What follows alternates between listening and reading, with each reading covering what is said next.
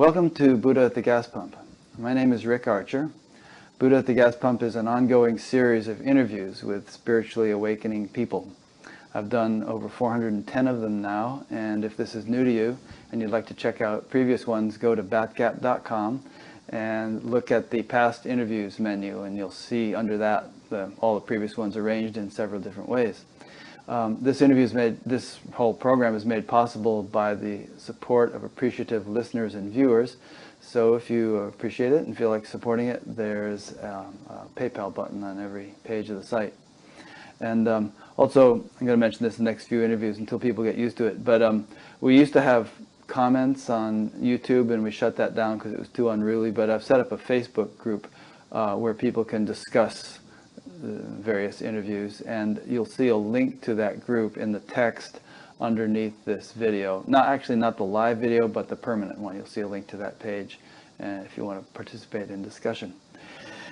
My guest today is Christina Donnell, and I actually didn't know too much about Christina when I first began preparing for this interview. Irene had set up the interview, and I looked at Christina's webpage and said, it looks good to me.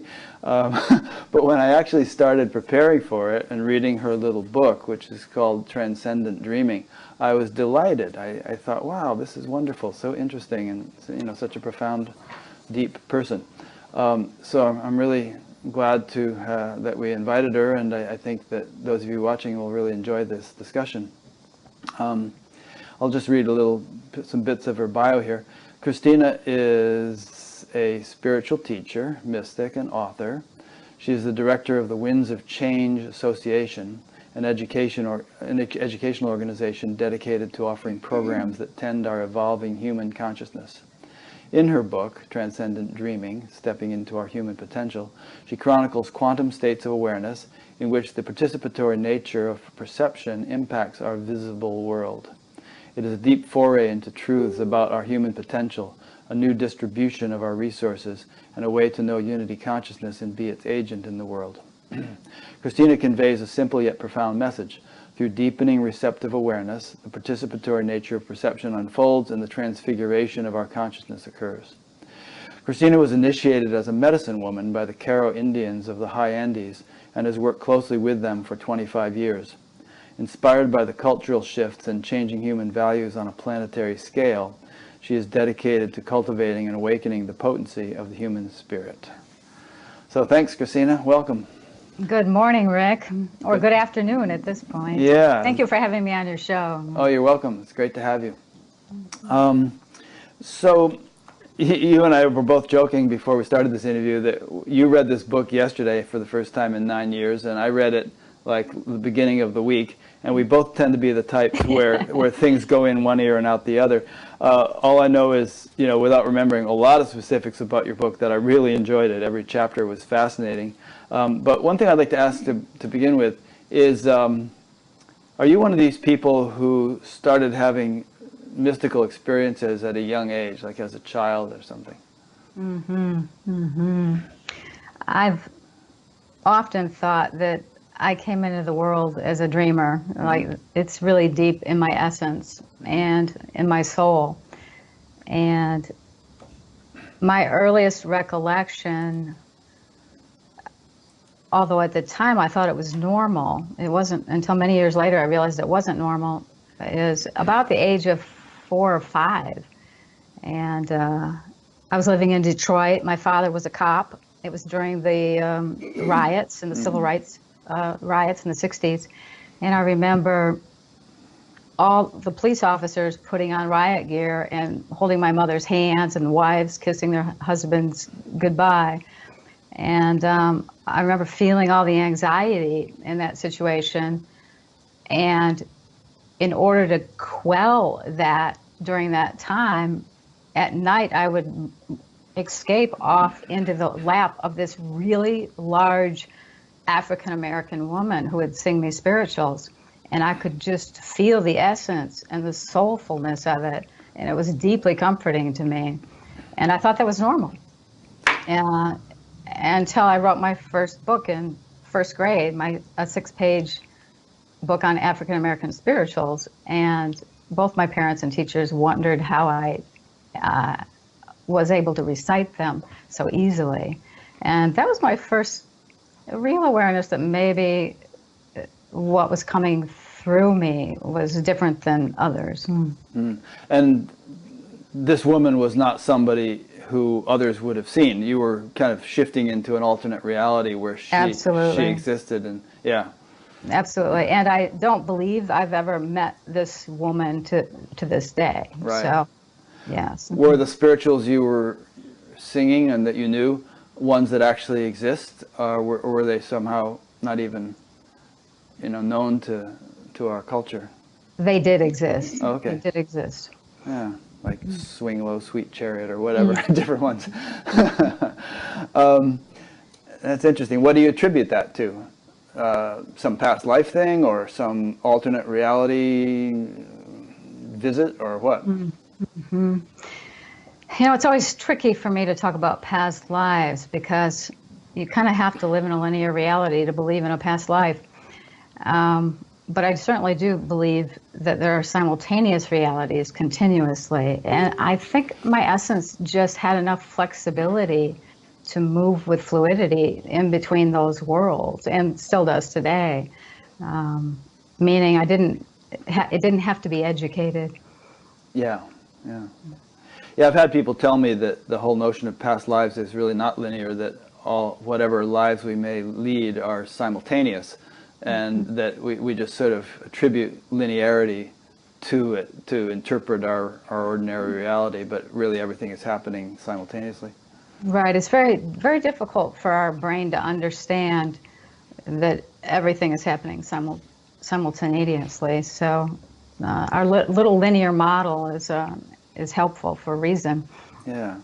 Well, there seems to be physical evidence. I mean, we look at the Andromeda Galaxy and we know that the light that's coming to that originated 2 million years ago, and yet they say from the perspective of the photon, if you were traveling at the speed of light, it is simultaneous, it's instantaneous. The photon gets here immediately. There's no sense of time or space, between the galaxies.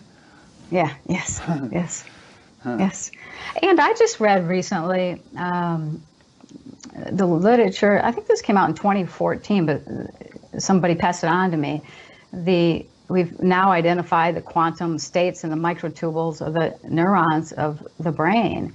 And, as soon as you shift into that quantum state, space and time collapse, and there's a lot of simultaneity occurring. So I think it actually exists in the body, and can be anchored in the body. So in other words, the body has this innate capacity to tune into quantum levels of reality. Is that what you're saying? Yes, yes. And really, at some place where the awareness is present there, then you can be present in a quantum state. So not that it's just always going on, but we're unaware of it, but that you actually begin to anchor reality from there as maybe a second language. Yeah, interesting. So take us along then. So you had this kind of experience when you were a little child, and then what was sometimes it's funny, we're talking about linearity and time and all that and chronologies, but it's real handy when doing an interview to kind of walk people through the stages of their life in a way, because things do tend to appear to unfold in a linear way. And so then obviously you got a little older and you went into your teenage years. I mean, did you go, like many people, did you go through a period where you lost that depth of cognition and kind of felt it slipping away and longed for it and so on, or did you actually manage to retain it through your adolescence? I think periodically it was retained. I have a very long history of flying in my dreams, and flying to both familiar and unfamiliar places. But at the same time, through adolescence, young adulthood, very intellectual and also an elite athlete. And in retrospect, I go, boy, it was a good thing because I was learning how to wield the body. Yeah.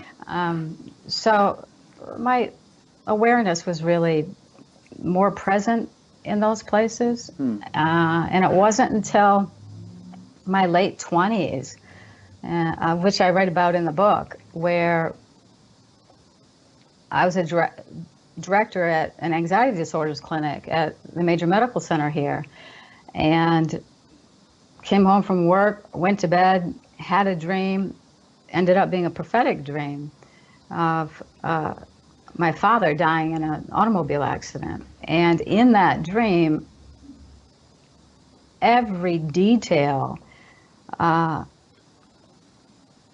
of the moment before his death unfolded. So from the place where he removed grandchildren's toys from the back seat to going, he kissed my mother's side of the bed, he kissed a family picture, he told the family dog to take care of the farm, it was a 40-acre hobby farm, and drove down a country road and hit a single tree in the middle of winter. And at the time of that dream, as soon as he hit that tree, I catapulted into a state of just pure expanded awareness and merged in with his awareness, both of us looking down at his body. And it was actually kind of an ecstatic, exquisite experience. And then as I came out of the dream, I just assumed I was preparing for his death because he had Lou Gehrig's disease, he had ALS. But the next day, somebody came to the medical center and let me know that my father had died at 8:25 a.m. in the morning in a single automobile car crash. And that was really, so that was the late 20s when I realized, okay, I'm beginning to have states of awareness that are just beyond what we consider linear or ordinary. And I started paying more attention to them. Yeah. Did you begin to culture them in various ways and explore, means of shifting your awareness and all, or was it just sort of coming on spontaneously? At the time, I was a martial artist at the world level, so I was doing a lot of Zen meditation. And I think that in the quieting of the mind, and really the becoming very, very still, expanded states of awareness were beginning to just spontaneously occur. And then they continue to occur through the dreaming. Mm-hmm. So they occurred both in your wakeful Zen practice and in your dream states? Yes. And it's kind of interesting the way you describe the onset of these expanded states of awareness. What was it, like a syrupy, heavy kind of thing you would feel coming over you, and next thing you know, you would go into this, transcendence or unboundedness? Yes. It was, and of course, now in retrospect, I can see what the heavy syrupiness was probably about. But, why I called it transcendent dreaming was, it really is a form of lucid dreaming, mm-hmm. where you awaken within a dream. And how it differs from lucid dreaming is that in lucid dreaming, you awaken within a dream and you have some control over the dream. There's expanded states of awareness, there's more luminosity, but you're always really separated from it. Mm. And why I call this transcendent dreaming is it's a form of lucid dreaming, but what happens in that as you awaken into the dream is that there's this merging of the awareness into the energy behind the dream. And where there's a loss of the I or the me, a reality centric to a self. It's an expanded awareness where it's almost like perception and feeling are fused. And you simply are the dream unfolding. There's no you, there's no dream. There's a communion or a state of unitive consciousness. Mm-hmm. And in that state, many, many things can occur, including that these dreams materialize in our everyday reality. So it's a very different shift of our awareness, I think, than certainly in a normal dream, but also even lucid dreaming, which there's still a separation. Mm. As most people who watch this program know, I've been meditating for a long time, and but I would have to say that the most profound experiences I've ever had were actually in sleep or during dreams. And my wife says the same thing, that, and she's had some really profound things. I guess that maybe the reason for that is that you're so innocent, all your defenses are down, you're completely open or something. Yeah, I mean, Yeah. You think that's why? I do believe that there's something in sleep that allows the way our perceptual filter looks at reality, allows it to relax. Yeah. And so our awareness has more fluidity to it. And for myself, why in the transcendent dream state, it gets this heavy, syrupy feeling, is that's the place in the dreaming for myself where awareness is actually merging into the energy behind the forms in the dream. And so now there's a non-locality. It's simultaneously in the multiple forms. And I've always said that dreaming at this level is not just in the mind or in the awareness, but it's also a bodily process. And the heavier, the more that syrupy feeling would come over, you could start to really feel energy coursing, as though you've actually merged into a larger energy. So, do you have you ever, or do you even now, maintain awareness, not through any sort of effort, but spontaneously throughout the night during sleep, or is it mainly just in these occasional dream things? I don't sleep very much, and when I do sleep, I'm aware I'm sleeping, so I'm awake all night long. Okay. Watching. But what's changed over the 10 years for me is this, it isn't that I'm not having transcendent dreams. I am. But they're now here in my waking reality. And I think the difference is, I think it was an organic development and a remaking of consciousness. And I think it required sleep, essentially just to knock my awareness out and quiet my mind, so that it could have these experiences. But with more meditation, as you well know, as you move into the quieting of the mind, I see the stillness in the body and in every cell of the body. Eternity is stamped at the deepest level of the cellular nature. And once awareness is attuned there without all of the surface noise, once again, planes of realization open up and avail themselves. And I see them now in the waking state as much as I do in a dreaming state. Mm-hmm. Yeah, the reason I asked that question about maintaining awareness during sleep is that there's, in a lot of different traditions, there have been sages and, realized beings who have described that the waking, dreaming, and sleeping states may cycle through, but pure awareness remains awake to itself throughout that cycle. Mm-hmm. Yeah, and they even describe, there's one description that there's a sort of a gap between each state of consciousness as one transitions from sleeping to waking, or from waking to sleeping, and so on. There's a little gap, and that gap eventually becomes clearer and widens. And eventually sort of persists. It's like the gap becomes the predominant thing, and then the waking, dreaming, sleeping continue to cycle on. Oh, that's very interesting, because I know for myself, even in the morning, if I'm just simply resting, there's a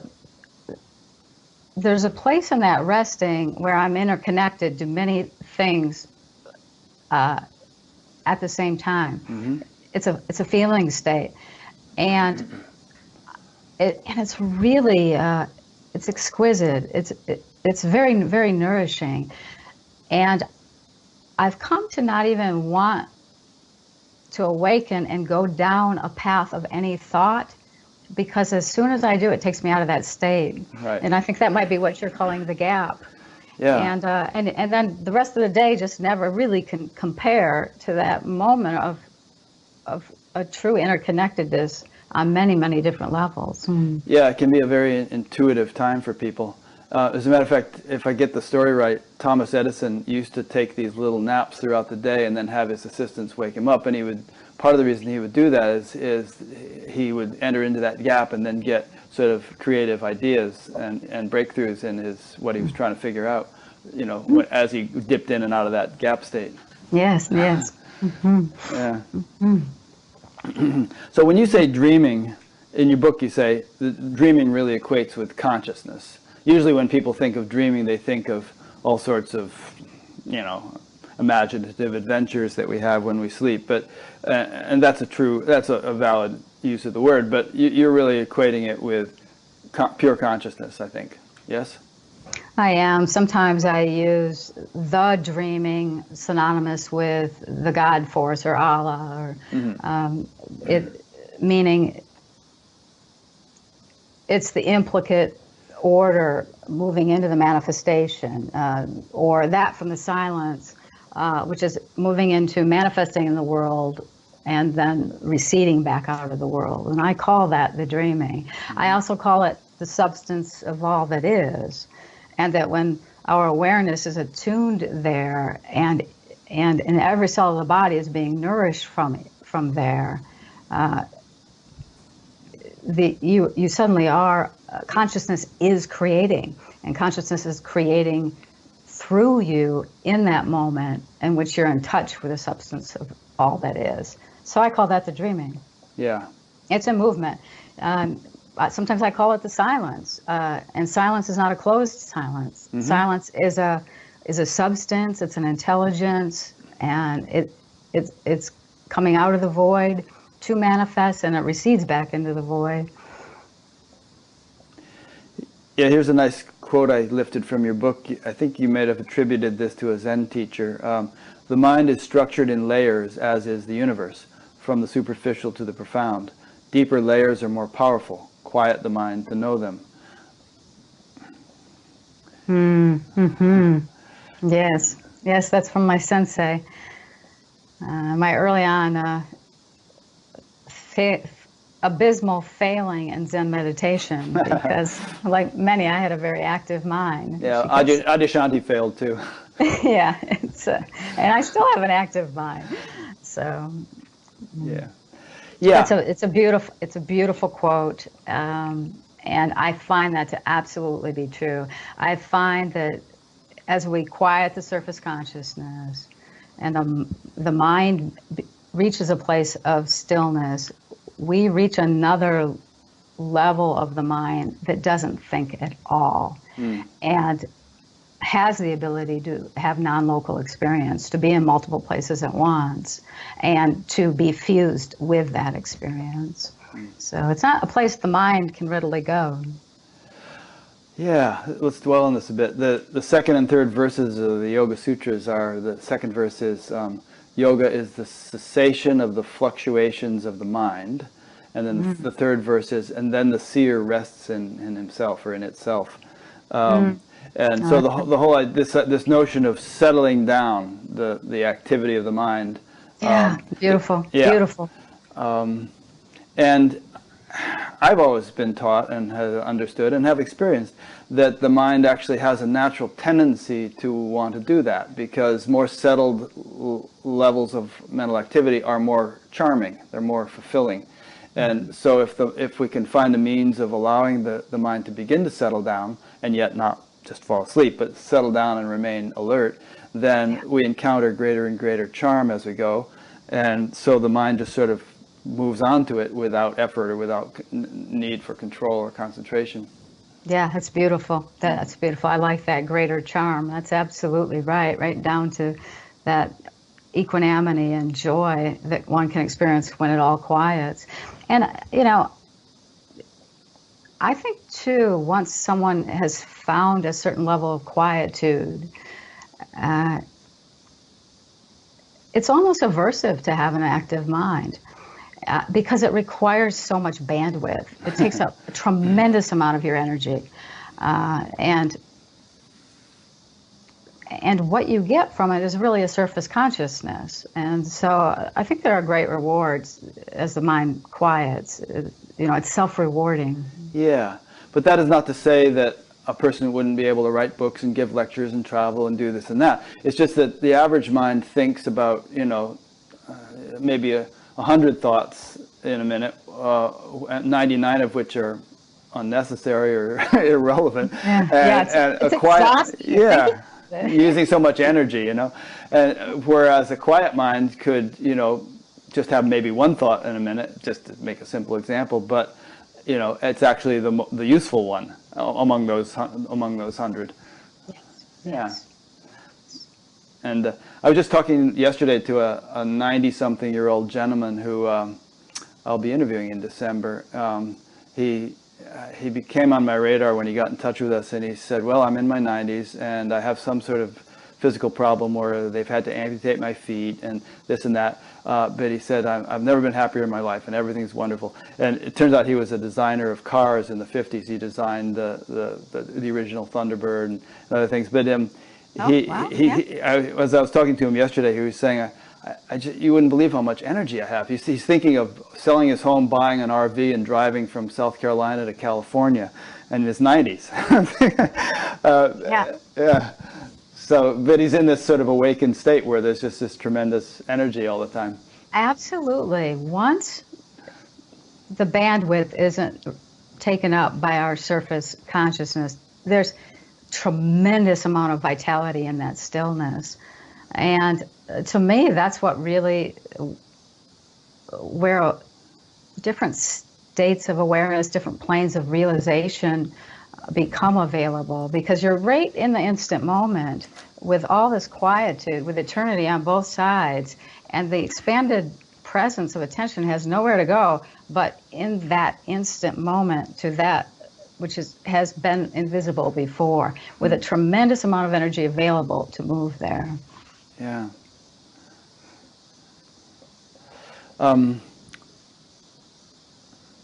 This phrase again is worth repeating about deeper levels being more powerful and quiet the mind to know them. I guess we could say do less and accomplish more or something if deeper levels are more powerful. I'm preparing for an interview with Mooji tomorrow, who's a well-known teacher, and he said in one of his talks that someone who is really at peace with themselves, which would equate with being in tune with these deeper, more quiet levels, has a much bigger impact on the world than any politician or treaty or anything else. And that if we could populate the world with more such people, then we would have a peaceful world. But we're not going to do it on the level of politics and so on if everybody's operating from an agitated level of mind. Mm-hmm. Mm-hmm. Yeah, I'm in complete agreement with that. And I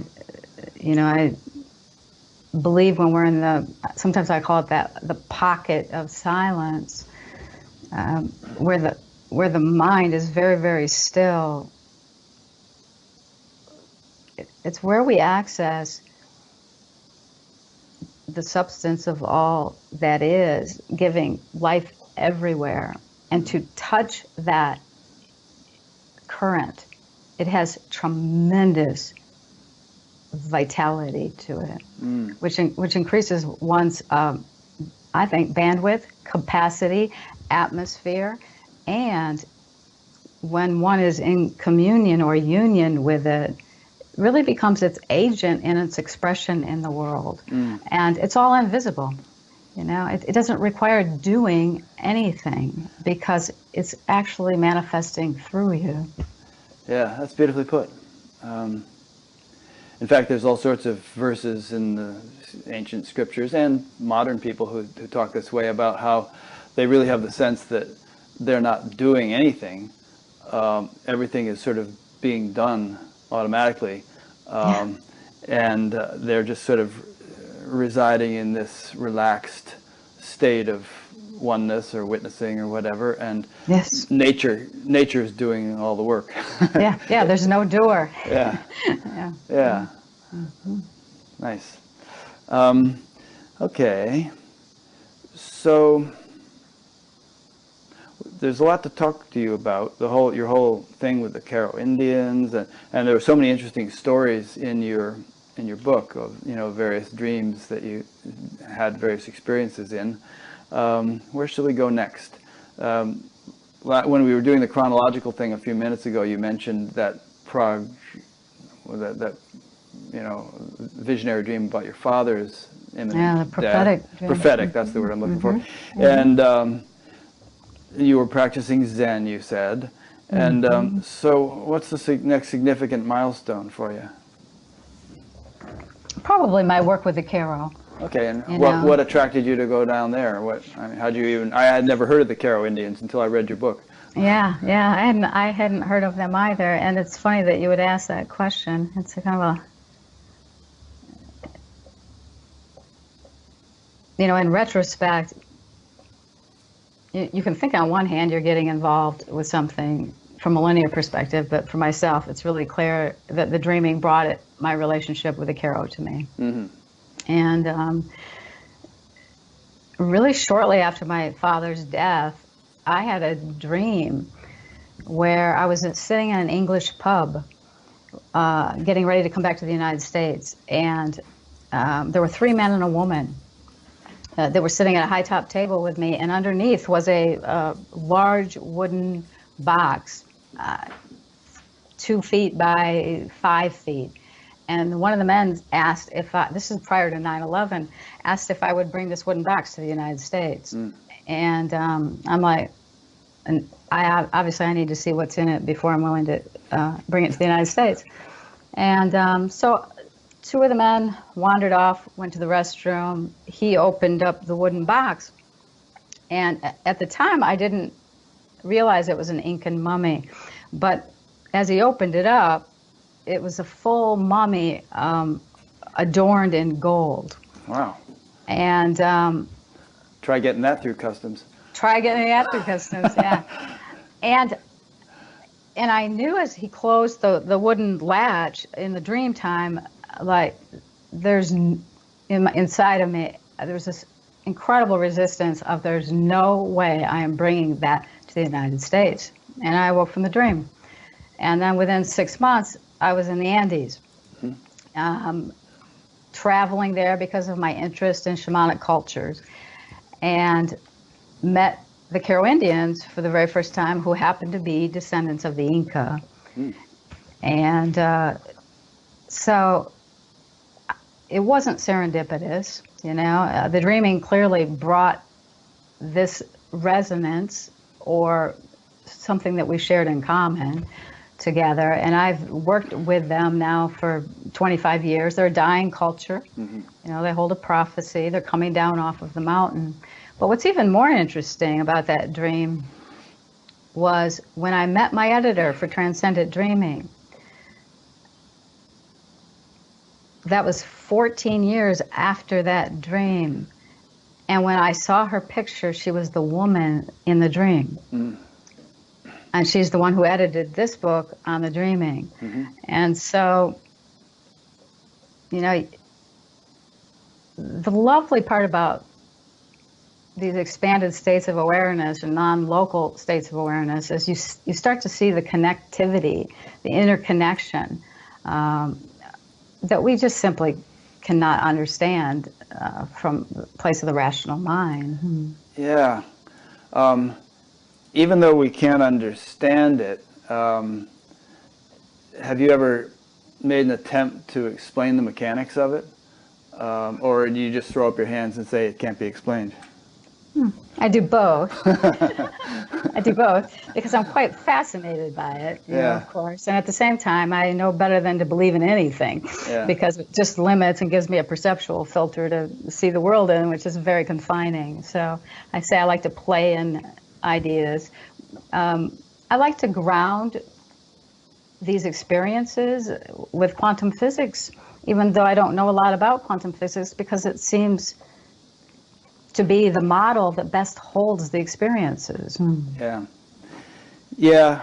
Some physicists get a little annoyed with new agey types trying to use physics to explain their experiences, but at the same time, there are a lot of physicists who are very progressive and are, devoting most of their time trying to draw the connection between physics and consciousness and, mystical states and so on. I'd like to stay with more of a phenomenological approach, which is, this is simply my experience. This is what it feels like in the cellular nature of my body. This is what my mind feels like when I'm in this state. And because it's all I know to be true. Yeah. So, you know, these days going down to South America and working with native cultures is all the rage, and it mostly involves ayahuasca. I mean, did your work with the Q'ero involve, you know, plant medicines like that, or was it of a different nature?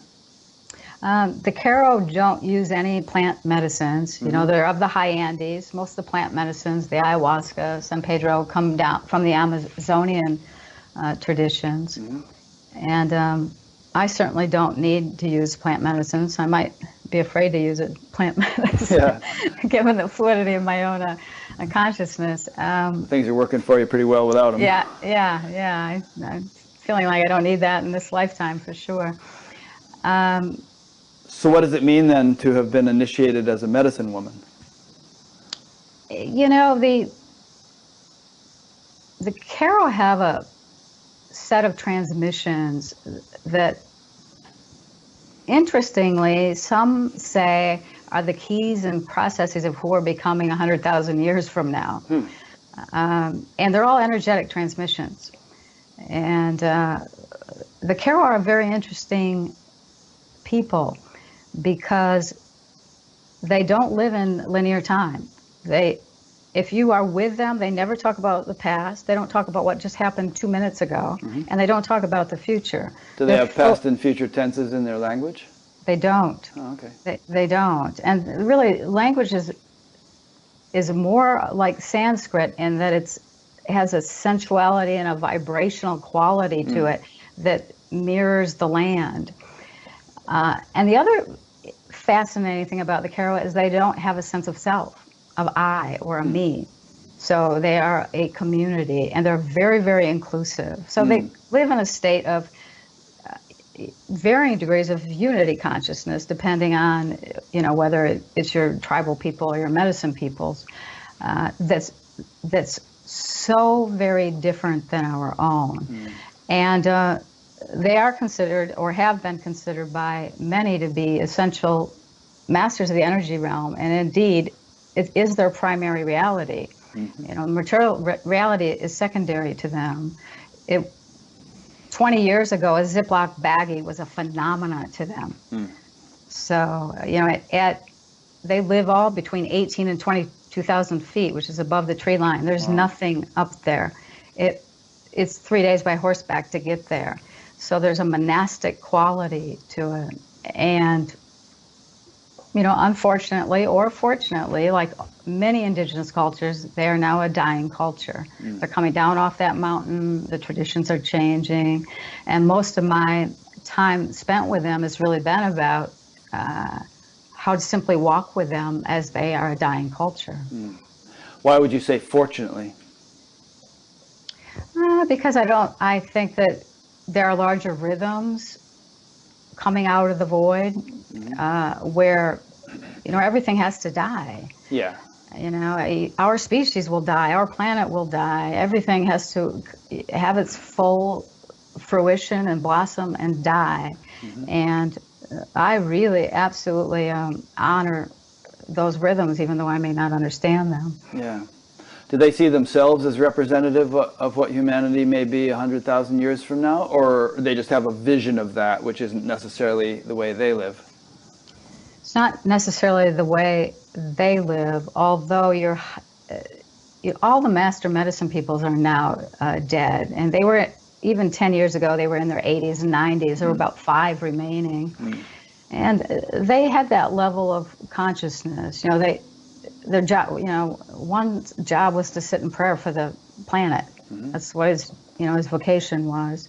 And the transmissions, which are energetic transmissions, so these increasing transmissions of seeking communion and stewardship, whether it be with the earth or with the stars, and eventually to the energy behind creation.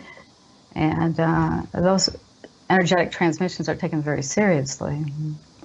So describe a little bit more the nature of your work with them? You know, what sorts of disciplines or something you were going through, what sorts of experiences you were having, you know, just the whole experience of being down there all that time. Did you learn their language, or were you using a translator, or was language not so necessary? A little bit of all. Yeah. Yeah. You know, I think one of the most early on interesting pieces of being, just simply being with them, was the inability to speak the language. And that so much of how they work and move is from an energetic perspective. And if you ever have the opportunity to just simply be with a people for an extended period of time, you're held in that field or that resonance, and it kind of starts to rub off on you. So I think it's maybe the best way to learn. Yeah. You know, it's just like it's the best way to learn a foreign language. So early on, I would use a translator. But very quickly, and because so much of the initiating into the medicine is really energetic transmission, working with the forces of nature, language wasn't the way that it was going to unfold. Also, I think they recognized my innate dreaming essence. Right. They are not dreamers per se in that way, and yet we had a way of moving in the world that we got there from different places. They got there from nature, you know, and I got there from dreaming, but there was a simultaneity and appreciation in that. So even though I'd been through the initiations, even though I taught Andean shamanism for 25 years, I never really saw myself as working with them. I saw myself watching a culture die and simply being very present to that at a really concrete level. But working with them for 25 years, there must have been something that really engaged your interest, you know, and, you know, you must, I presume you weren't there nonstop for 25 years. You must have gone back and forth, but yes, there's something that kept bringing you back. I mean, so what were you actually experiencing that you found so intriguing, you know, so worth, you know, several decades of your life? This concept of something they call Munye, M-U-N-A-Y, Munye, and it probably at its lowest frequency it means love, but at the highest frequency it means dissolving the I into the one. So it's not unlike Namaste. They are people who live in unity consciousness. They live and they breathe it, and their hearts are some of the purest hearts I've ever experienced on the planet. And such a humble agricultural people. You know, at 18 to 22,000 feet, infant mortality is very high. Yeah. And they live on 70 varieties of potato. There's nothing that grows up there. Right. And so every day is a communion in silence. It's a meditation in silence and in simple living, and yet in a unit of experience, because there is no I in that culture. You know, you can't bring medicine for alpaca for one of the, you know, they have 5 small villages and they're all about a day and a half apart. You can't bring for just one village. They don't recognize and will not take a gift unless it's for all. Even small children will bring a piece of candy back to the entire family. It's they live differently on the planet. And so the attraction to you is that you were kind of imbibing the unity state of consciousness by osmosis, by proximity to them or something, right? I think so. It was very reminiscent of transcendent dreaming and the states that occur in transcendent dreaming. And that purity of heart was very early on a soul moment for me. I knew the first time I had to come back from there that that we needed that in North America, that this essence needed to be brought back to North America. And it makes me go, that's probably what that dream was about, where I was like, hell no, I'm not taking that mummy. Because I just wept the first time I left there, knowing how daunting it felt to have experienced what I had experienced there and what it would mean to bring that to the United States, to bring it to communities, to bring it forward. And, you know, it's been 3 decades of my life of serving there. Yeah, I mean, that's the first thought that came to my mind, was how in the world do you... There's a phrase that Maharishi Mahesh Yogi used to use, that knowledge crumbles on the hard rocks of ignorance. And first thought that came to my mind was, how in the world do you take something from that culture that is so removed from our modern world and introduce it into the modern world without having it completely fall flat, you know? That's right. That's Yeah. right. Yeah. Yeah. Yeah. So yeah. how do you? How did you? Yeah. Yeah. How do you? Yes, because, you know, expanded states of awareness that they naturally live in the West, you have to find ways, experiential ways to train that, to provide that experience for someone. And, you know, my first 20 years of teaching were about finding the experiential exercises along with the energetic transmissions, along with just bringing students and voyagers in consciousness back into relationship and interconnected with the earth. But after 20 years of that, and after really coming to a place where I felt like I couldn't offer one more experiential, where it simply felt as though somebody was becoming intoxicated off of the experiential, and I turned my teaching to, let's move to silence. No experientials. Let's move to quietude. Let's move to what it means to have ever increasing presence of attention in the stilling of the mind and the body, because it brings the same state. And that feels closer, actually, to the Karo Indians and their transmissions and prophecies. Well, when you say that people were becoming intoxicated with the experiential, I mean, if you read your book and all the dreams you had, it's some pretty far out experiences. Were you saying that people that you were teaching were becoming intoxicated by flashy experiences and looking for those and trying for those and so on, whereas they were missing the point because the silence is the really important thing? Is that what you just said? What I said is that early on, in order to give people experiences in expanded states of awareness, I would use an experiential. But within doing an experiential exercise, whether it was journeying, there's various ways to offer experiential, where you're participatory and you're actually allowing someone, teaching someone how to expand awareness. But over the years, it felt as though, one, they couldn't hold that state, and two, they were just looking for the intoxication. Right. So more recently, meaning the last 5 years, I've really come to this place of, I'm done with experientials and people seeking intoxication. Yeah. If you're interested in a remaking of consciousness, of moving from separation to unity, we're going to do it through understanding silence and the power of silence. And it feels more organic to the teachings of the Karo, who sit in silence all the time, and prayer.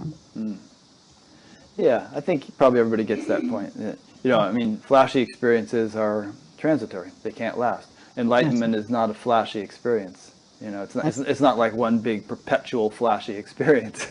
And I also think that there's a place with that quietude and the silence that comes with long years of meditation that allow you to hold the new tremendous amount of energy that becomes available and the new planes of realization that open up. And if you're offering an experiential and you get that opening, but you still have all this surface consciousness and noisiness, it creates a lot of tumult in an individual. And so I think that silence is really a fundament. And Yeah, it's an important point, I think. The silence is definitely a fundament. And also, I mean, something you just alluded to, I think, is the necessity of culturing the nervous system or the container in order to really sustain that silence and that experience. I often hear from people who have had some sort of Kundalini awakening or some sudden influx of energy or something which they weren't prepared for. And they have to quit their jobs, they become incapacitated in various ways. It's just like too much for them to handle. So there's, I think there's some wisdom in understanding that the nervous system is the vehicle through which anything is lived, and something so radical as enlightenment really necessitates a radical transformation of the nervous system, and this whole idea of instantly popping into it and sustaining it is rather unrealistic. yes, I absolutely agree. And I do think there is an organic development that arises naturally if you don't push the system. Yeah, it's important. Safety first.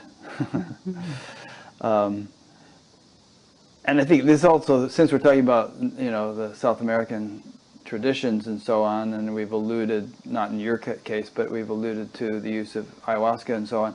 Again, I was preparing for the Muji thing the other day, and someone asked him about ayahuasca, and he said, well, does it last? It's just this sort of temporary thing, and you really should be looking for that which lasts. So, yeah.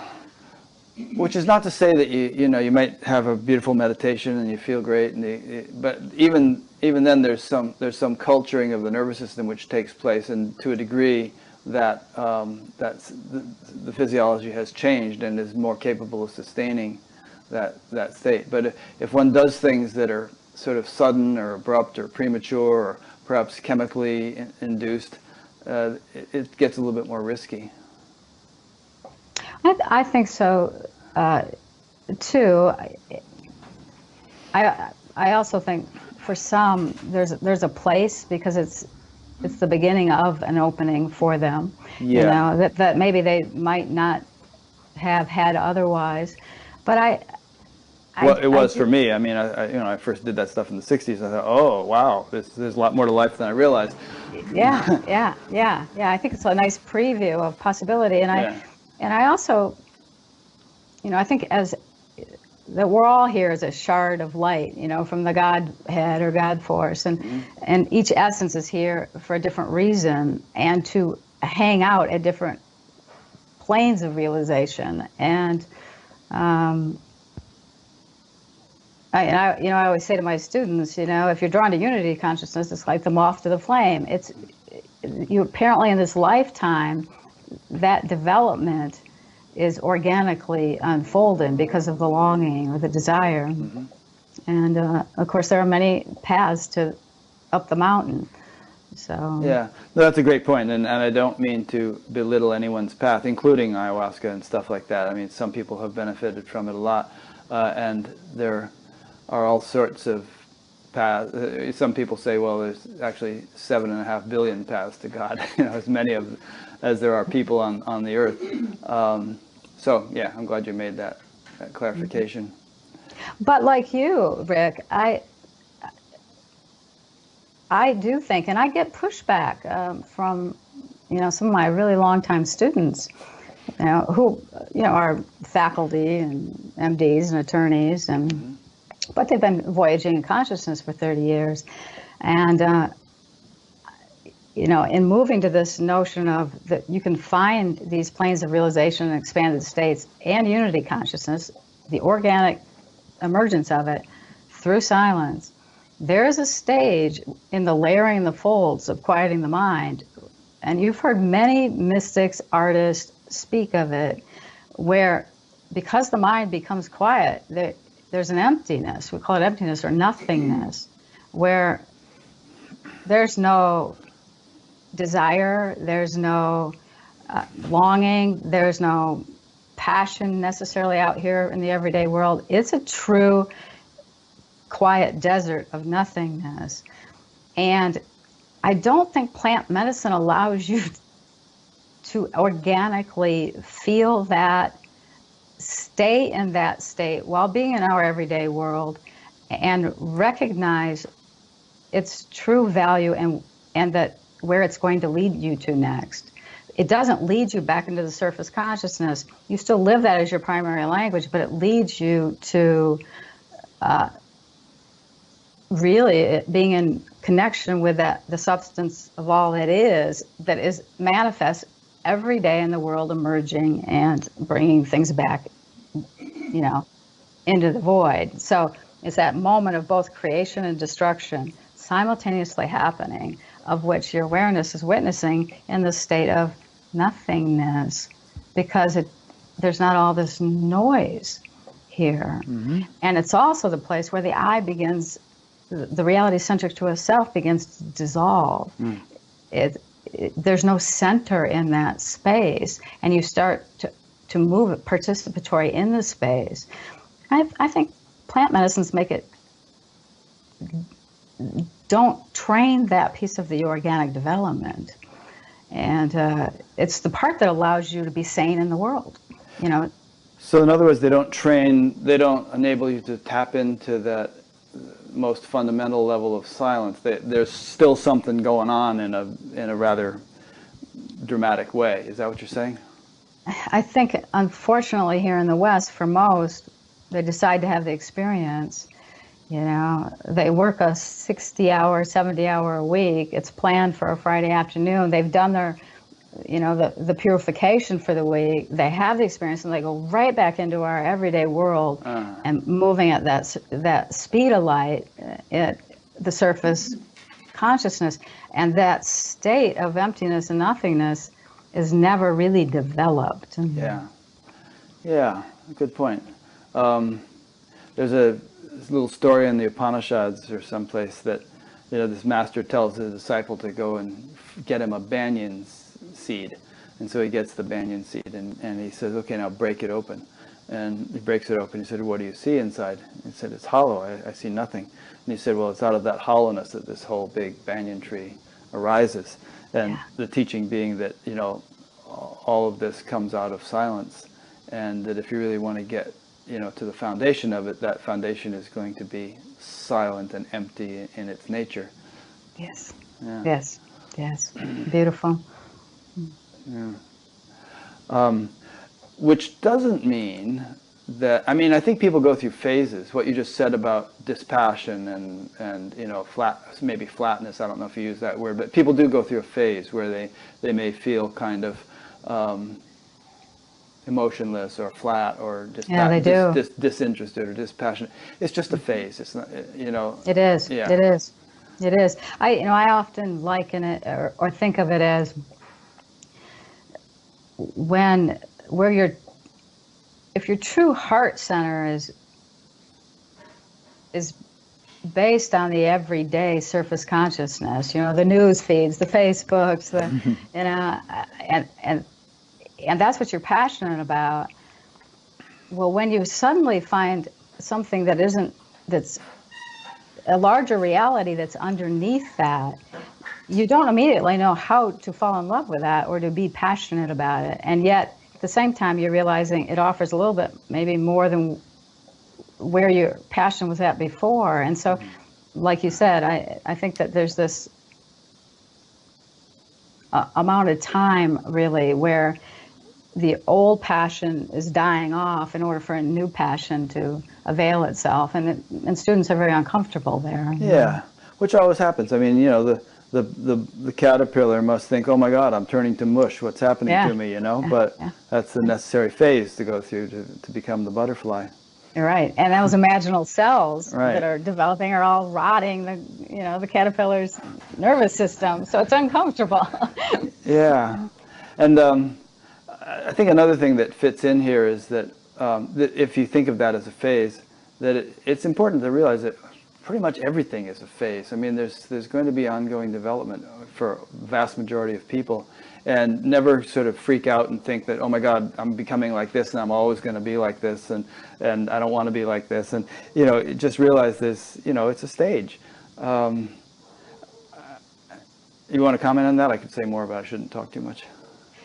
I would be in agreement. I might also add that I often, when people want to define enlightenment or define awakening, to myself, there's never really an end to awakening.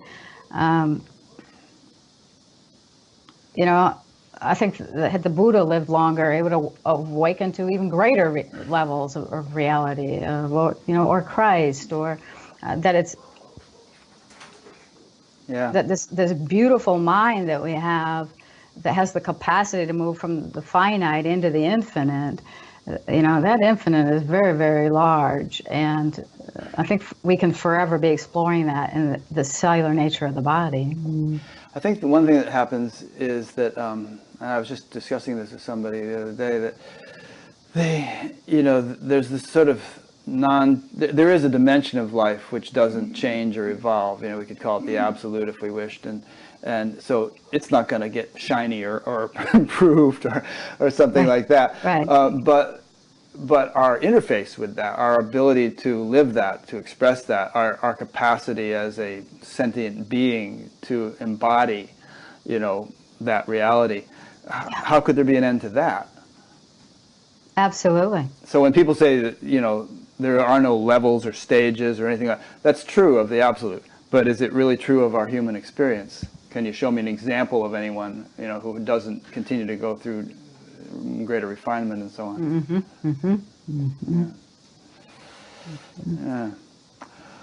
Okay. So feel free to, if anything pops into your head and I'm not asking you, feel free to just say it or get into it. So there's some, one thing, okay, maybe we'll come back to the point I was about to make towards the end of the interview, like how you actually work with people and how you help them to get into that silence and so on. But before we do that, let's continue on. And there was some very interesting, well, this is going to belie what we were just saying about the silence and not dwelling on flashy experiences, but there were some very interesting experiences you had that you recount in your book, various dreams. For instance, there was one in chapter 2, which you entitled Crossing the Threshold to Ordinary Reality, in which you said, I became a midwife for those who were crossing over into the spirit realm, people and animals, and for people in comas. What was that all about exactly?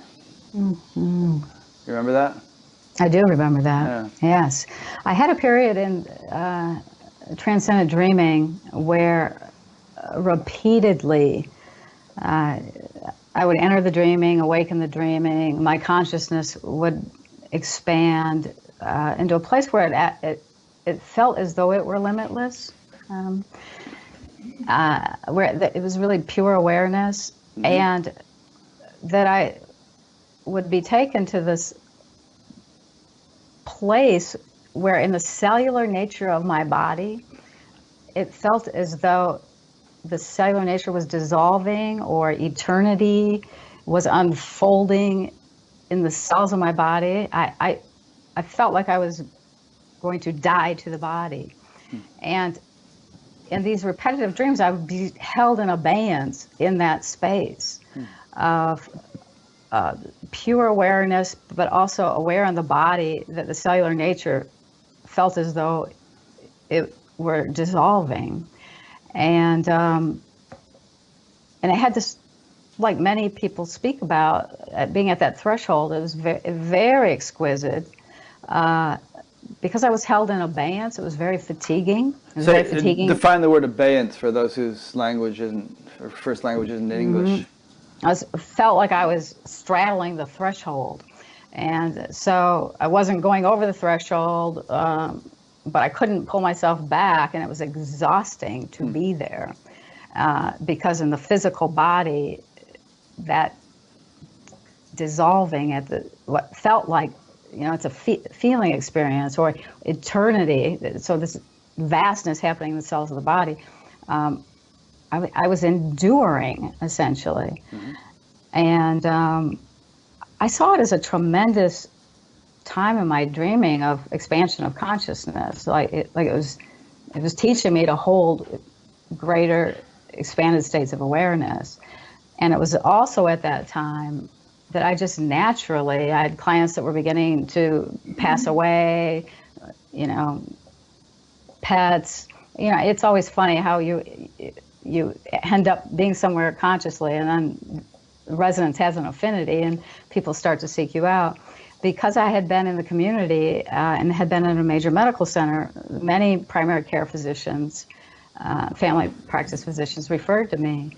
And some of whom were my friends, of whom knew I was having these expanded states of awareness. And so one of my friends is a family doc here, asked me one time to come in.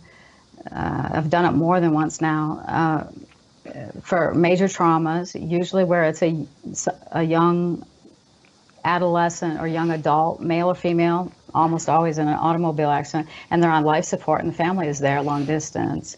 And really to provide comfort for the family and to be able to be in that place of quieting down and to commune with the consciousness of the young adult for a better understanding of where it is at, and that actually gives the family some relief as they're trying to make very difficult decisions. Does the person's soul kind of tell you whether it's ready to move on or wants to come back, or that kind of thing? Yeah, it runs the gamut. Mm-hmm. Often it's a state of confusion. Yeah. And it's just hanging, kind of in the bardo, hanging there. There are other times it's absolutely does not want to return. Mm-hmm. And I never have, my role has never been to assist it. My role has really been to come in and to meet it and be in communion with it. Do they know you're there, that soul? Do they realize that someone in the earth plane is tuning into them? And sometimes, not all the time. And I would say most of the time, not. There's a fair amount of distress in that place. Are you able to help soothe them in some way or clear up their confusion? Or if I stay there long enough, it can help settle the energy so that action takes place. Mm-hmm.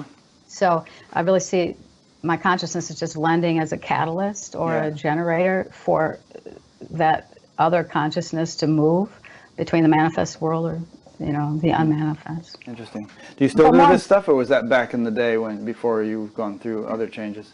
I do it on occasion. Okay. Yeah. You haven't lost the ability. I have not lost the ability. Mm-hmm. No. Interesting. Now, there was another chapter in which you said, entitled "Piercing the Illusion of Time and Space," and there was a story about a man you were having a dream you had about a boy who had polio, and you know what I'm getting at. You wanted to just relate that story quickly rather than me tell it? Mm-hmm. Mm-hmm.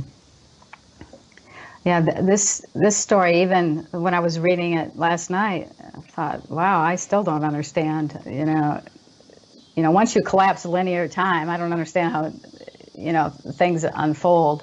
But in this dream, I had again, transcendent dream, awaken within the dream, and I am actually merging into a young boy who's walking home from school, and he has polio. He has one brace on, and he's got the other one off. He's whipping it like this, and he's walking home from school.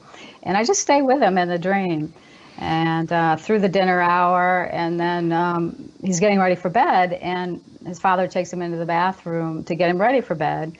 And they go through all the normal brushing of the teeth, but eventually his father actually has him take his pants off. He takes his pants off, and he has his son touch his penis. Mm. And as I'm in that dream, my awareness is simply communal with the boy. But in that moment, as often happens in transcendent dreaming, everything kind of slows way down, and you kind of merge again into the consciousness of both in that experience.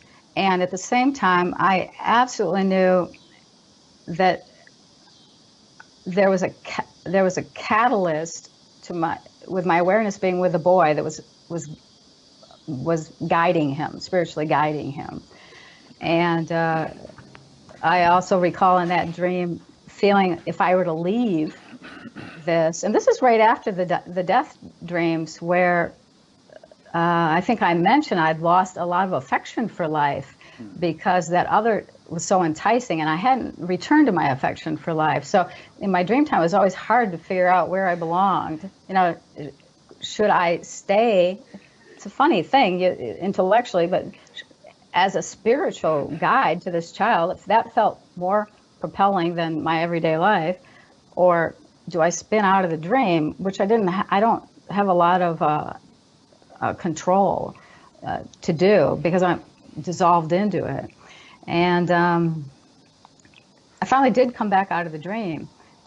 Thought that was odd, but understood it as that I'm being now, my consciousness is being in multiple places, and the experience of that and the feelings of different places. And then we segue to many years later, and a male friend of mine whom had lost his father had asked me to go out to dinner. And, you know, we sat in a booth, we had dinner, and he said, I have some unresolved business with my father. I'm wondering if you could recommend a male therapist. And I said, well, tell me a little bit more. And it ended up that it was about sexual abuse. And so I referred him to a therapist. And when we went to leave the restaurant, he kind of hinged as he got out, and he sat his hand on the table and he said, you know, I had polio as a child, and so it's sometimes hard for me to move. And in that moment, I absolutely knew that was the guy. That, yeah. And my brain still to this day doesn't make sense of the linearity of that. And yet I've known this guy now for 30 years, have moved back to Minneapolis 3 times, and I've deathed everyone in his family. Using death as a verb, you mean you've been there when people in his family have died in order to help the transition? Is that what you meant to say? Yes, yeah. yes. Thank you. Yeah. Thank you. Interesting. Then there's another one about a motorcycle accident where you had this dream where you were cradling someone's head in your hands, and because she didn't have a helmet on and she was on the back of a motorcycle and it was going through an accident. And then you take the story from there. This does let you. This dream reminds me of the levels of connection that we're unaware of. In this dream, again, it's a transcendent dream, I actually reconfigure only into a pair of hands. So my awareness is simply a set of hands. As a woman is catapulting off of a motorcycle, and I see her boyfriend, husband, very seriously injured, and I'm just these hands that catch her head before it hits the pavement, and I'm there until the emergency responders come, and then all of a sudden I dissolve out of the dream time. And, you know, I have hundreds of dreams like this. This is not uncommon. It was several years later, a colleague of mine said to me, I want to refer someone to one of your shamanic workshops, but she's become a fundamental Christian. And I always am very curious what makes anyone fundamental. And so I inquired about this woman had become fundamental. And then she relayed to me, she had this experience with what she thinks was a guiding angel. And then she recounted the motorcycle accident, and that the woman said that she felt a pair of hands behind her head, and it was there all up until the emergency responders came, and then it dissolved. And I never met the woman. She never came, to come see me. Had she, I probably would not have said anything about it. I wonder if she's read your book. I know. But it's experiences like that and as I was writing Transcendent Dreaming, that made me think we may all be having these experiences every day, but not have conscious awareness of it. That this is simply the quantum realm, and what comes out of the silence manifesting through us, but that our awareness doesn't touch in there. And then if that's the case, what that really means. It's one thing to suddenly be given awareness, but I suspect this might be going on all the time. Yeah, I'm glad you made that point, because I'm getting these stories out of you not to just provide entertainment for people to think, oh, here's another flashy experience for you to listen to, but that there's to kind of bring awareness to the notion that there's a deeper mechanics to creation that is going on all the time, as you just said, and that what we ordinarily experience is just the tip of the iceberg.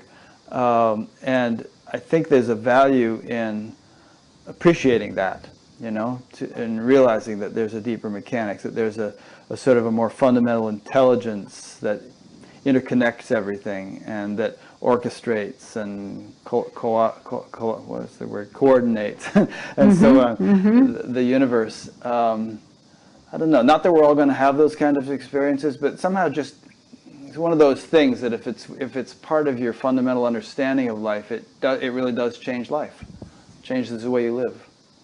I will often say to my students, the tragedy of awareness is that if we refuse to look at something, it can't reach us. And, again, until our awareness, the bandwidth of our awareness finds a place to hang out besides just the surface, it's going to be very, very difficult for it to understand these other perceptual states that actually may be going on all the time. Yeah. In the deeper mind of everyone. Another way of thinking about it is, if we are just on the surface, and yet there's this deeper sort of organization taking place all the time, chances are we're going to be kind of out of tune with it most of the time because we're oblivious to it.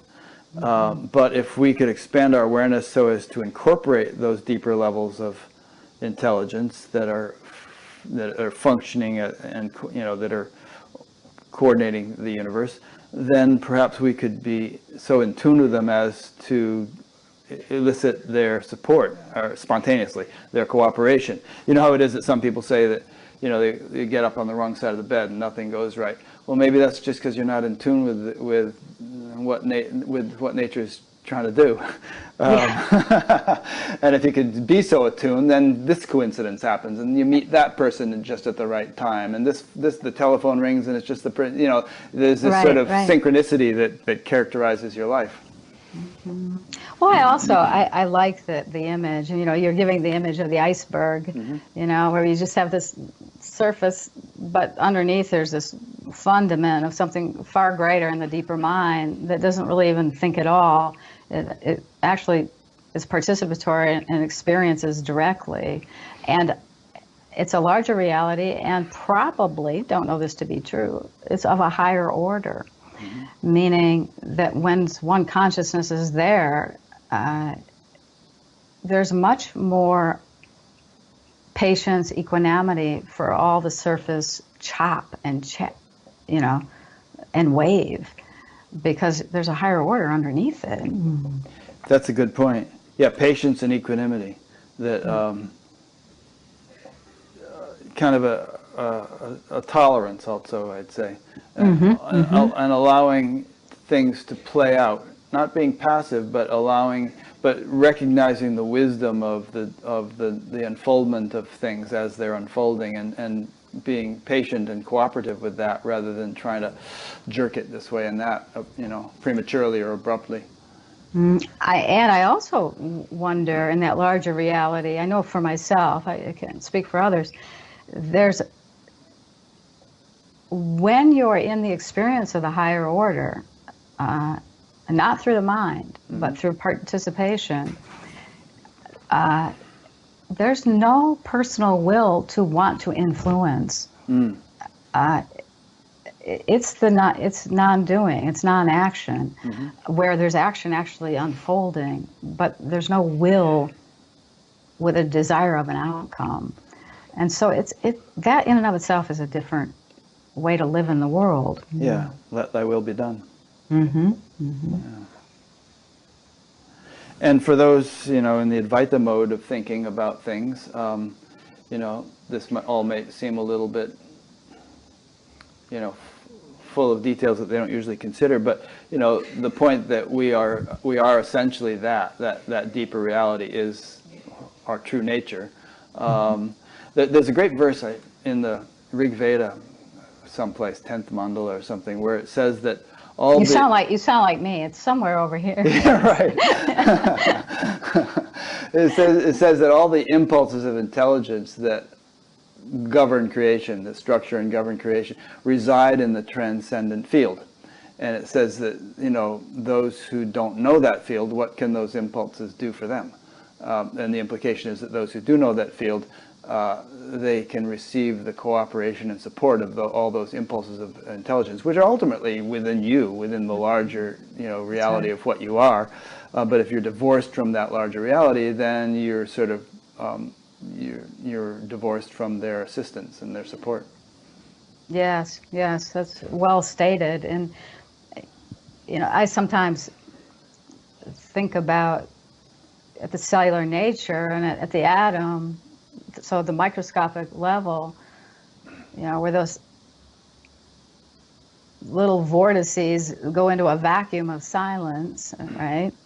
That energy in every atom of the body, 100 trillion times 9, that energy inside every one of us is the same energy that is simultaneously organizing galaxies and fields of sunflowers. And if one can bring their awareness to touch that, it changes how you move in the world. Beautiful. It reminds me of that thing in the Bible where Christ says, consider the lilies of the field, how they toil not, and they don't worry about tomorrow and all that. But even Solomon in all his glory was not arrayed as one of these, So. Yeah. And if God's going to take care of the lilies, he'll take care of you. All right, all at the same time. Yeah, that's a beautiful point. It's that we are the intelligence that is orchestrating and permeating every iota of the creation, from the subatomic to the galactic, and we're part and parcel of that. Yes, and we can anchor our awareness there. Yeah. Which is a kind of a radical thought to many. Yeah, it's an inspiring thought. A fellow named Ron Williams from Seattle. Incidentally, anybody in Seattle, Susanna Marie is offering a retreat this weekend. You could still come to part of it. Look at her website. But a fellow named Ron Williams from Seattle asks a question. Was there ever a point in your life when you considered yourself a seeker? Or is this awareness in which you now live a natural occurrence? You know what he means by that? Yeah, Okay. beautiful question. Good. Beautiful question.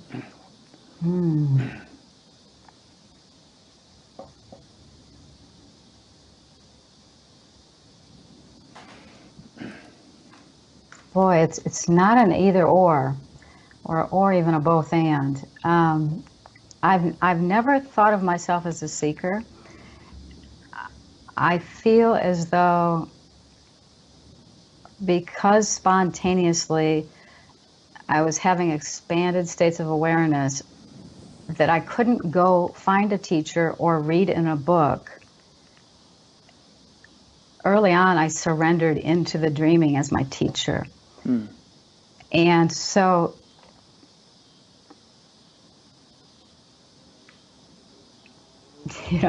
was I the seeker, or was it seeking? I don't know, because mostly I was hanging on by my fingernails, trying to maintain some semblance of normalcy without being able to find it in a book or a teacher. So now, would I have traded the experience? No, I would not have. Meaning, I knew this is exactly where I was supposed to be. Yeah. Well, I think that most of us would, many people would trade their situation for yours in the sense that many people sort of come at it from life is kind of drab and humdrum and routine and not that fulfilling, and they sure would like to, dip into all this spiritual glory that everybody talks about and that you read about in books and so on, but I'm not having experiences, and when is it ever going to happen for me? And they go through this kind of seeker phase for a long time, striving and yearning for that.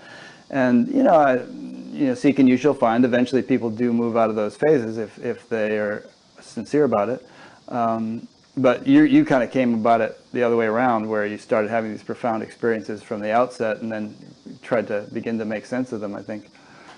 Yeah, I think I probably came in the door backwards. But to Ron's question, it also brings up, is there a difference between seeking and longing? Yeah. And I think the seeker often has longing, but I think there are also a number of people who don't necessarily seek, but the longing, what is longing? It's something in a greater will or in the essence that is wanting to move towards something. And whether we do that consciously or unconsciously, I think it runs the gamut. Yeah. And also, is there a distinction between, I draw a distinction between seeking and longing and exploration. There does seem to be a point at which the longing, gnawing, unfulfilled quality drops off, and so you're no longer a seeker in that sense, like I gotta have this or I'm gonna die. But the thrill and fascination of the exploration continues, the adventure of learning, discovering more about life. Yeah. Here's a question that came in from Mark Peters in Santa Clara. Mark always sends in a question. Do you have any sense what it is that binds local consciousness to a particular body? That is, after your point of view has temporarily shifted to another person's perspective, what is it that ultimately draws it back to your body? These are wonderful questions. Yeah. Better than the ones I can think of, so thanks for sending them in, folks.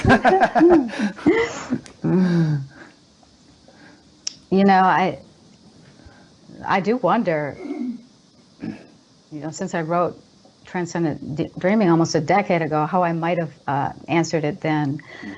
I can only answer it now from a place where, I think in the book I use language of entering someone else's body, another form, another being, another plant. But over time, with these states happening in more of a waking state, it comes out of the silence, and it's actually inside my own being. It's not outside of my being. So to me, it's a vastness that opens up. It's a feeling state where there's a kind of a dissolution in the cellular nature, and there's a vastness, and suddenly I am the experience. There is a loss of an I in the space. There's no centric piece of the space. You're just kind of like, it's the difference between being a flower and being the fragrance. The fragrance can be in multiple places at once, and you're just simply aware there. And so in that moment, I don't think of my body as separate. It's simply an experience. But there is this, that vastness starts to contract, and then eventually I'm back with my own personal experience. Yeah. Kind of reminds me, I'll tell this story quickly. There's a story of Shankara, where Shankara would go around the country and have these debates with all these different people. And the tradition was that if you debated and you won the debate, then that person would become your disciple, and his students would become your disciples also. So he was pretty good at that. And Shankara was the sort of the founder of Advaita. And there was some some woman who was a renowned sage, and she challenged Shankara to a debate. But somehow or other, the topic or something had to do with, relationships and romantic love and so on, which Shankara knew nothing about, being a monk. So he had to kind of learn about that to win the debate, but he was a monk, and so he had his vows and all. And so there was some king who was just dropping the body, and Shankara, using a certain siddhi, occupied the body of the king. And Shankara's body stayed in a cave guarded by his disciples. And then, so the king wakes up, and gets back into his activity, and the king's wife is like impressed because this guy is now so bright and used to be so bright. And so Shankara kind of goes through this month or so, living this life and having this whole experience. But then somehow the queen got onto the notion that this was actually not my original husband. This is this sage. this sage who's doing this, and I think I'll just get rid of his body so I can keep this, my king with this newfound brightness. So she sent out people to go and destroy Shankara's body. And as this was about to happen, some of Shankara's disciples came to the palace and began to chant to the king, who had begun to sort of forget who he really was, these verses that Shankara himself had written about the true nature of the self and all. And so Shankara somehow realized what was happening, and the king's body dropped dead. Shankara went back into his body, which was about to be burned by some emissaries of the queen, and he popped up to life again and lived happily ever after.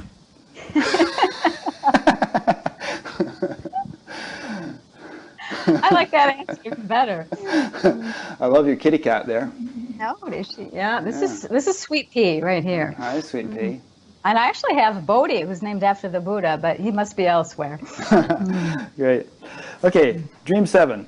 There was a dream in which it was entitled Reconfiguring Energy, and you began to have this phase of your life where the increased luminosity of internal and external objects you mentioned.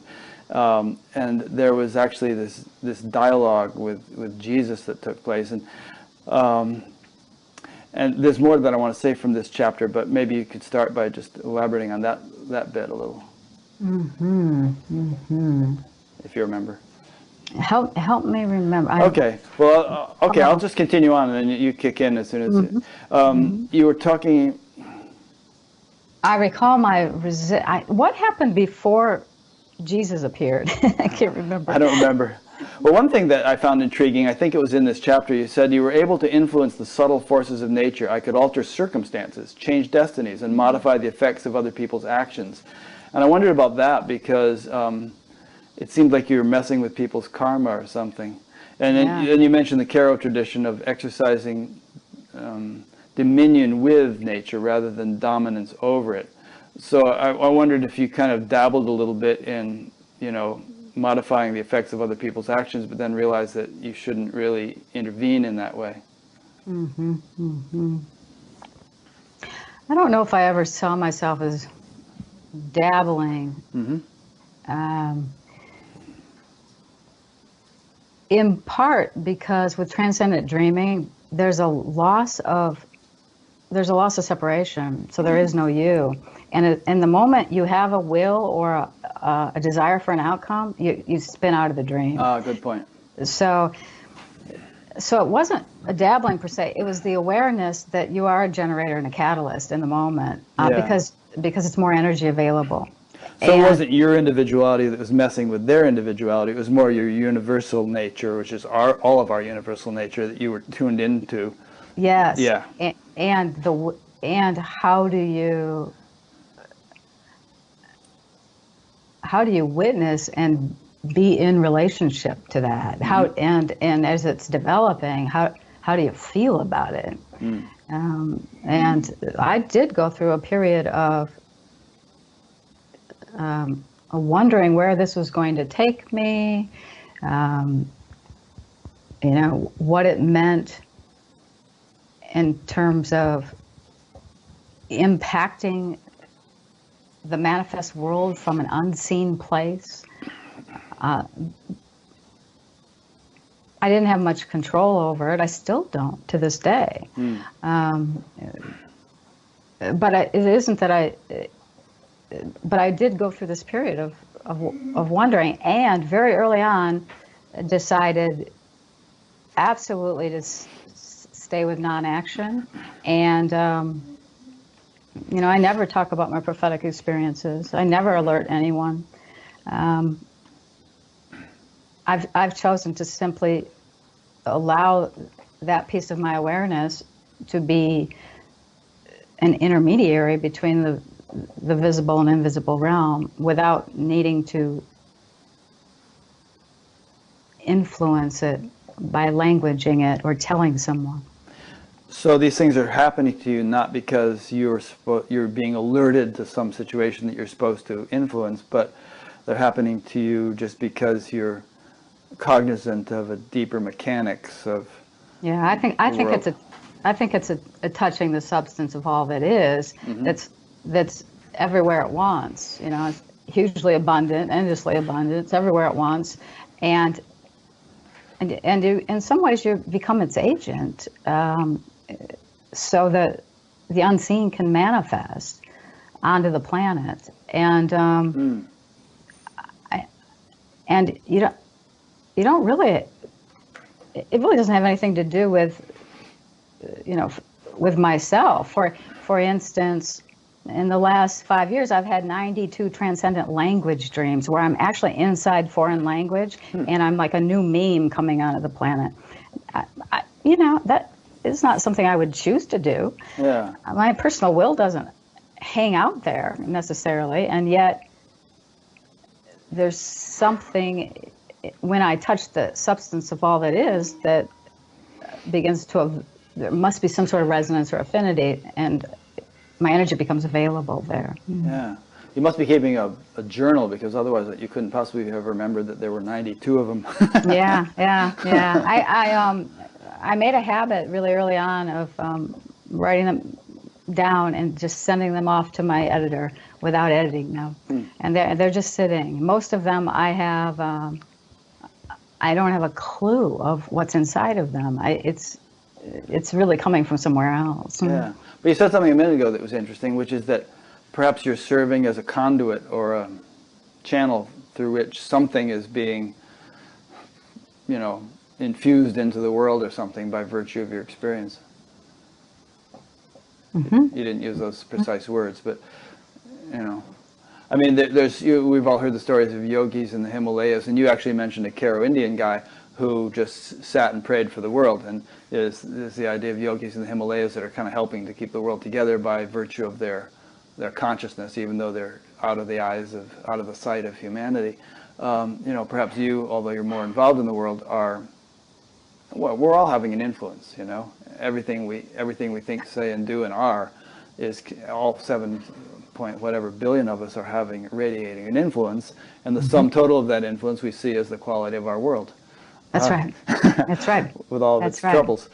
And Rick, in keeping with this notion of that we're all intermediaries for the unseen to come into the manifest world. I mean, essentially, we're pure awareness, and that is how it makes its way into the world.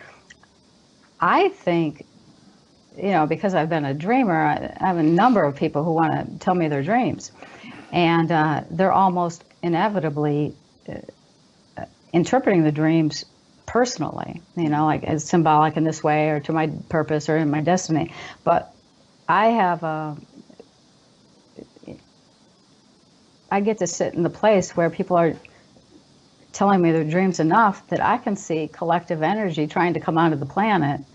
And one of the ways in which it comes onto the planet is through individuals' dreams. And that if people didn't move to a perceptual filter of the individual, but understood that the collective is actually birthing itself through them, they would have a different experience of their dream. That's a good point. So it's not all about them. It's just they're just like a radio that's picking up a certain frequency that's getting more clear. Yes, it's trying to find its way onto the planet. Yeah, and I think that's true of just the sort of epidemic of awakenings in itself. We just put a new quote from Eckhart Tolle on Batgap. Let me just read it here. It's Irene found it the other day. She's been wanting to put something up that sort of indicates that, that there are many people at varying stages of awakening, because sometimes we get criticized, why do you claim that all these people you're interviewing are enlightened? But the subtitle of Bat Gap is Spiritually Awakening People. And so the quote from Eckhart was, a huge number of people are going through the process of awakening, some in the early stages, some in later stages, and it's wonderful to see. But there definitely does seem, from my perspective, to be something going on. And everybody in the world is experiencing it, whether they know it or not. It's percolating up and having an influence, which some people might really enjoy and others might find very uncomfortable, according to how prepared they are for that energy. I would absolutely agree. And, and of course there are multiple ways to view what's going on, whether the frequencies increasing on the planet and that every cell of the body is in resonance with the planet, so it changes consciousness, to is there an evolution in consciousness occurring? Are there mutations on the planet now? And I've given thought recently to what I call our new prototypes of consciousness, meaning the young children who we call on the spectrum, or autism. And I've been interested in how most of them have delayed language acquisition. So there's a quietness already that is almost resistant in a development place of learning language. And then also most of them cannot learn individuation, as though they've come from that unity, but can't be in the world and adaptive with individuation. And then of course that increased sensory sensitivity. And I say, are we seeing the evolution that's really preparing the vessel for a different kind of consciousness? When I look at our millennials and the way the millennials' brain works, how quick they are to multitask and to be in multiple forms of media. And although, people are quick to say the millennials are going to really have a difficult time with their heart space because they're all about connection through social media. Possibly, but maybe not. Maybe what's to come, it'll open more easily, given how the brain and the neurodendrites are unfolding, allows them to move with such dimensionality and spontaneity. So I think we're just watching over. If you look at the generations, I think for those of us who are baby boomers, we're really holding a hand across the bridge to how to be adaptive in our world to what's to come. You mentioned something about the Carolingians envisioning what humanity might be like 100,000 years from now. In all of your, with reference to that, and also in all of your dreaming experiences, have you gotten sort of any visions or insights into what humanity might be like in the much more near future, 10, 20, 30, 40, 50 years? I mean, how the world is, how things are unfolding in the world? No, and it's interesting with the number of prophetic waking states I even have. They never move in what I would call a future direction, but I don't know, maybe the language dreams are that. It's not that easy to identify. But I'm also someone who sits because I can be in this ever-expanding present moment with eternity on each side, and eternity doesn't mean a long time, it means no time. There's no time. So it's this multidimensional moment. It's what's really exquisitely beautiful about it is you can watch something coming into manifestation, and all of a sudden on another plane of realization, it eclipses it and something else starts to move. And there's no cause and effect. It's more like effect, effect, effect in surround sound, where I wouldn't want to even blend my consciousness to what's possible, because I think it would limit it. I think we're at an interesting time with all the chaos and the tumult and the noise in the culture. And we know that higher order often comes from those places in time. Now, how long will that be? I don't know. Yeah, I mean, look how chaotic the 60s were, and you know, it was a time of such change. So I think there's some Chinese, the symbol for chaos or something in Chinese it includes the symbol for opportunity, something like that. Yeah, we're there with that symbol. Yeah. So in the conclusion of your book, you talk about the unitive experience with accompanying non-local awareness is now a regular visitor in the waking state for me. By regular visitor, do you mean it comes and goes as visitors tend to, or do you mean it's just characteristic of your regular waking state? It comes and goes. Yeah. Okay.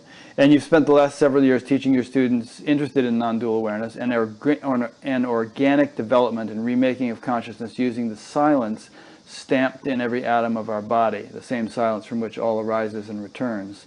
And you found that most people are not dreamers in the sense that you have been, that most don't have that aptitude, but everyone, perhaps you would say, has access to silence, and how do you help them access it?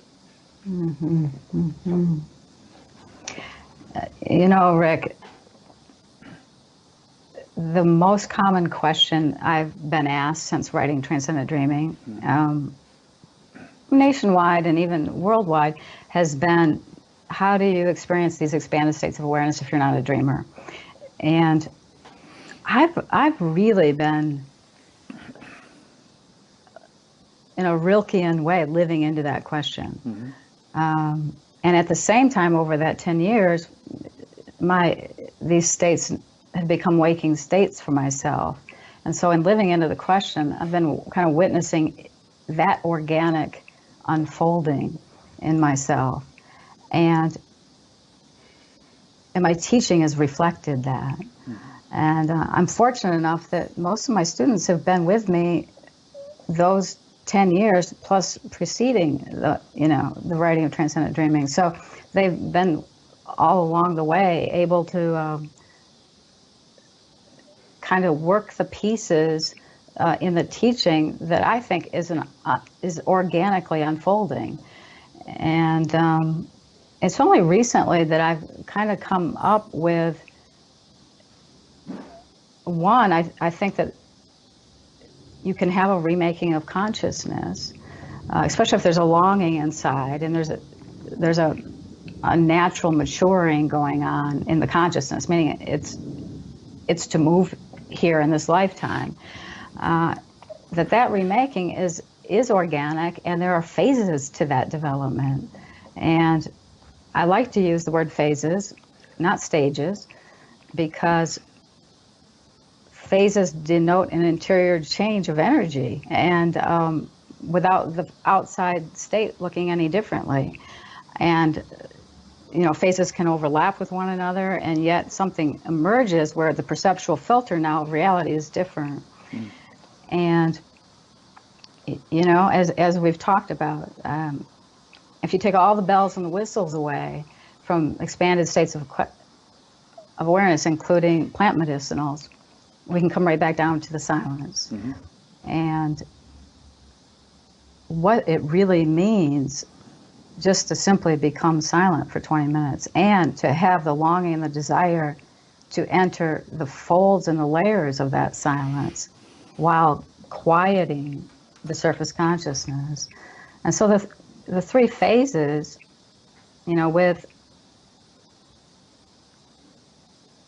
unity consciousness being an art, the medium of the art being silence, just like sound is for the musician, color is for the painter, silence is for unity consciousness. And the craft, the instrument, is silence and the body, because the cellular nature has that quietness stamped in it, and when awareness touches it, union emerges from there, and non-local awareness is just simply a byproduct of it.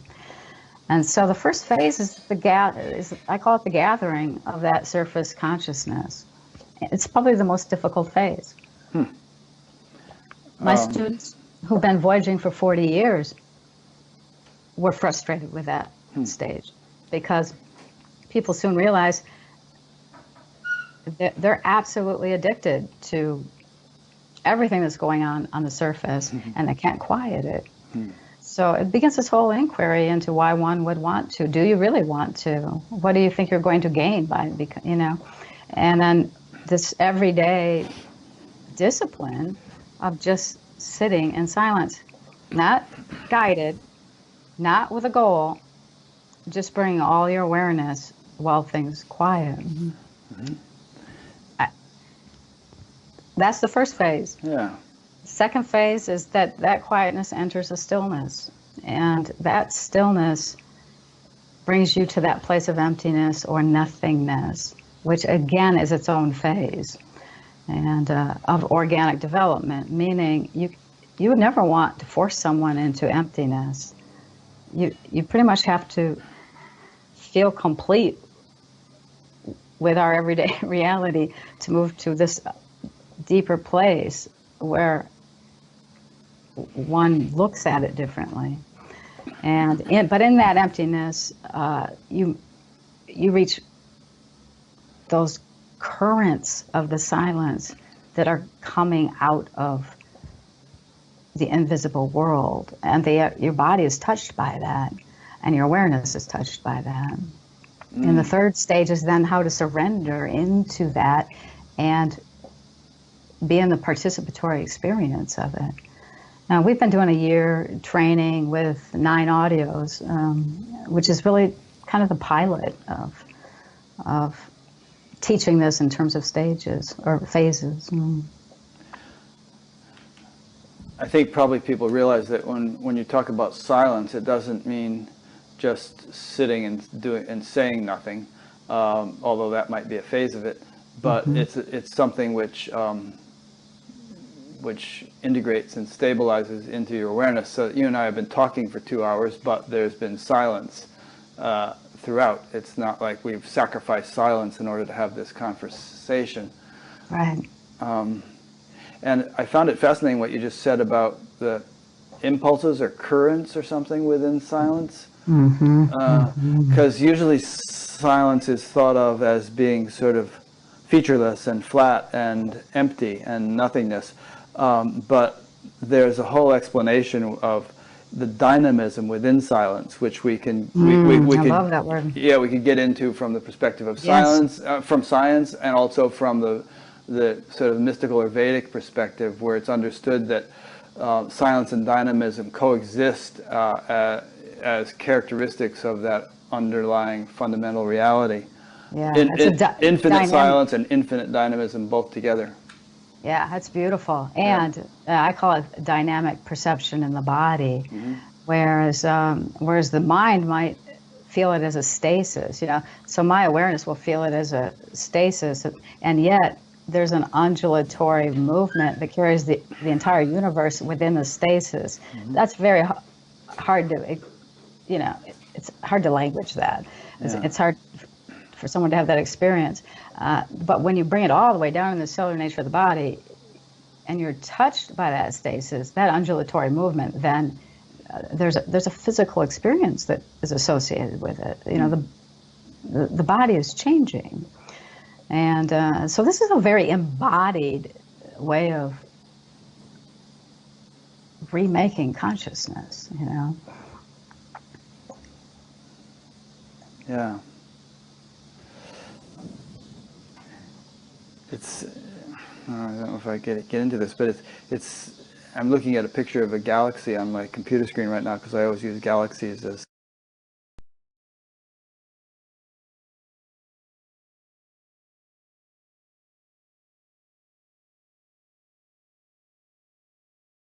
coexistence of silence and dynamism.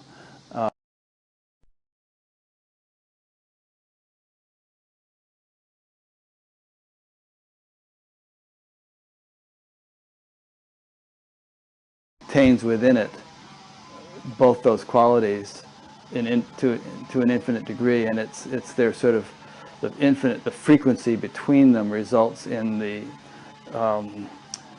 emergence of diversity, the apparent emergence of diversity of the universe and all the phenomenon and glory of the whole thing. But in any case, yeah, that can be an experiential reality. Yes. Sounds like someone is doing Saturday afternoon trimming in their lawn. They are. As a matter of fact, there's a tree service that the people are big fans of Batgap, and they're cutting down a tree, and I said, can you just take a break from 12 to 2 because I'm going to do an interview. But now it's 2, and on the nose they're starting again. So we probably should wrap it up because otherwise Sounds we're like we should. going to hear a chainsaw. We have to get on with the day. Yeah. So I'll be linking to your website from batgap.com, and people can go there and find out what you're up to. And I guess you have some kind of a monthly online thing or something that people can tune into? Or is that for your existing students? It's open to anyone. If they, what's it under the website? It's called the Unit of Life audio series. So one has to purchase the series, and then they're in our virtual web, in our community, where they actually get to listen to all the audios, and then you actually have follow-up meetings online and so on. They can contact me. They can shoot me emails. Yeah, because you say you've been referring to your students, but I presume those are in the Minneapolis area. But now that you're doing this interview, I mean, is there something that somebody in London can do? This is a global community, and we have a community in San Francisco and a community in Seattle. Okay, great. So eventually we may do something in Europe, but the beauty also is that we have a virtual classroom. Yeah, people can do online stuff. Yeah, and we have many who are participating nationwide, just virtually. Good. Okay. Well, I'm really glad to have had this opportunity to speak with you and to bring you to the attention of my audience. And I think many people will find this fascinating, and I really recommend your book. I think it's not a big book. You can read it in an hour or so.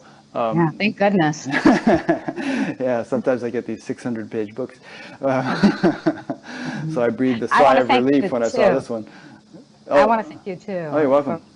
For all the connections that you're making in our everyday world. And we loved putting all of our students and community in touch with your whole library and archive of interviews. So great. Thank you so much. Well, it's a joy to do it. It brings a lot of meaning and purpose to my life, sense of gratitude. And I also should always express gratitude to the many people who help with this. It's not just me. Irene does a huge amount. And then we have a team of people. There's people who monitor the questions during interviews. There's a guy who does all the video post-production, all the audio post-production.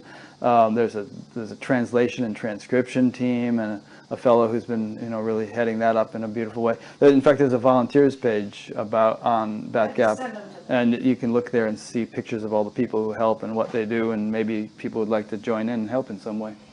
Oh, that's beautiful. Yeah. Okay, well, let me just make some general wrap-up points. I've been speaking with Christina Dunnell, and yeah, I said it right.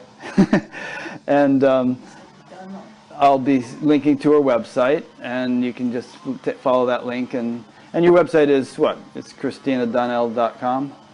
Yes, yeah. Yes. And there's another one.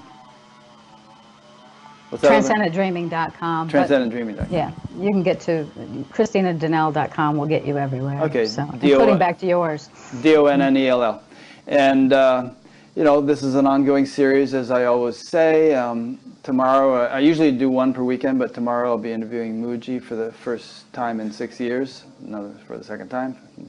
And we have them scheduled all the way through November now. So if you go to batgap.com and look under the upcoming interviews page, you'll see what's on the docket. And there's a little sort of reminder thing where you can set a reminder in Outlook or Facebook or whatever to notify you of when the interview comes up in case you'd like to watch the live one.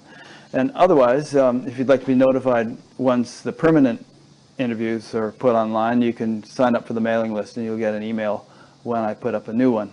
And there's an audio podcast, which we had been having technical problems with, but those are fixed. So if you tried to sign up for that before and couldn't find it, try again. It's working now. And a bunch of other stuff. Search, look under the various menus on Batgap, and you'll see what we have to offer. So thanks for listening or watching. Thanks again, Christina. Thank you, Rick. And, much appreciation, abundant blessings to thank- Batgap oh, and thank to you. Yeah, I'm the prime beneficiary of this. It's not like I'm doing this out of a sense of selflessness. I just like, I love it,